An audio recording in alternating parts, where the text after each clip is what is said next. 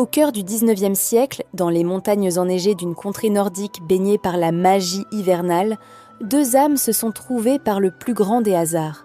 Le premier personnage de cette épopée était un aristocrate fortuné, un homme dont le nom résonnait comme celui des grandes familles qui possédaient châteaux et terres infinies. Ses richesses considérables lui permettaient de voyager à travers l'Europe, de séjourner dans les palais somptueux et de fréquenter les cercles les plus fermés de la haute société. Il voyageait à bord de calèches dorées, escorté par une suite de serviteurs vêtus de livrées impeccables, symbole de la distinction aristocratique. Sa généalogie remontait à plusieurs siècles, ses ancêtres ayant bâti des empires commerciaux et accumulé des fortunes considérables. La seconde figure de ce drame romantique était une femme de talent et de mystère, une artiste peintre dont les toiles captivaient les regards les plus avertis. Ses œuvres reflétaient une sensibilité artistique rare, une capacité à transformer les émotions en couleurs et en formes qui parlaient directement à l'âme.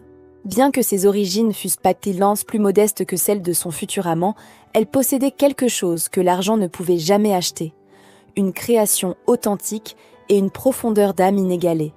Elle vivait dans un petit atelier perché dans les hauteurs de la ville, un refuge où elle créait ses masterpieces loin du tumulte de la vie urbaine. Son studio était rempli de toiles magnifiques, de pinceaux usés par l'usage et de pots de peinture contenant les couleurs les plus subtiles. C'est lors d'une exposition d'art prestigieuse